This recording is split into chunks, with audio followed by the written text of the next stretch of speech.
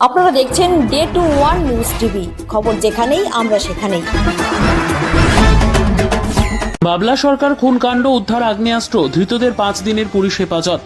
বাবলা সরকার খুনকাণ্ডে তদন্ত নেমে এবার উদ্ধার হলো আগ্নেয়াস্ত্র। পুলিশ সূত্রে জানা গিয়েছে একটি 9mm পিস্তল, 2টি ওয়ান শাটার পিস্তল, 7টি কার্তুজ ও খুনের সময় পরিহিত পোশাক সামগ্রী এবং জুতো। পাশাপাশি অমিত রজকের কাছ থেকে একটি মোবাইল ফোন উদ্ধার হয়েছে বলে পুলিশ সূত্রে জানা গিয়েছে। আর এই মোবাইল ফোনের একটি কথোপকথন একটি বড় অস্ত্র বলে মনে করছেন তদন্তকারীরা। এদিন ধৃত 5 জনকে মালদহ জেলা আদালতে তোলা হয়। বিচারপতি 5 দিনের পুলিশ হেফাজতের নির্দেশ দেন। এদিন এজলাসে উপস্থিত ছিলেন নিহত তৃণমূল নেতা বাবলা সরকারের স্ত্রী চৈতালি সরকার। চৈতালি সরকার মালদহ জেলা আদালতের আইনজীবী। পুলিশ সূত্রে আরও জানা গিয়েছে, ফেরার 2 অভিযুক্ত কৃষ্ণ রজক ও বাবলু যাদব ঘন ঘন ডেরা পাল্টাচ্ছে, তাই তাদের গ্রেপ্তার করতে সমস্যার সম্মুখীন হচ্ছে মালদহ জেলা পুলিশ।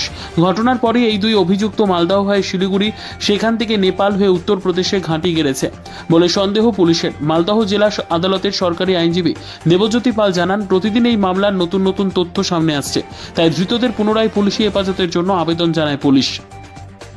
মহামান্য আদালত পুলিশের আবেদন মঞ্জুর করেন। প্রসঙ্গত উল্লেখ্য, গত 2রা জানুয়ারি প্রকাশ্য দিবালোকে দুষ্কৃতীদের গুলিতে খুন হন তৃণমূল নেতা বাবলা সরকার। তদন্তে নেমে পুলিশ 7 জনকে গ্রেপ্তার করেছে।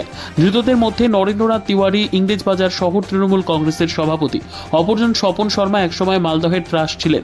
পাশাপাশি 2 জন এখনো পলাতক। পুরস্কার অর্থ ঘোষণা করে তাদের সন্ধান চালাচ্ছে পুলিশ। আপনাকে মাস্টারমাইন্ড বলছে, আপনাকে মাস্টারমাইন্ড বলছে।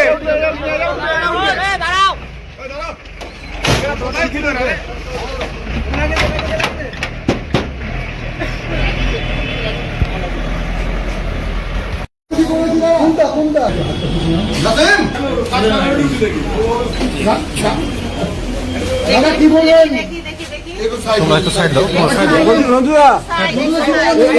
বড় মাথা আছে, বড় মাথা কি বলবেন? আজকে তো 3 দিন হয়ে গেল। বড় মাথা আছে কি? আপনি বড় মাথার কথা বলছেন? বড় মাথা আছে? লাগিয়ে দিন, লাগিয়ে দিন।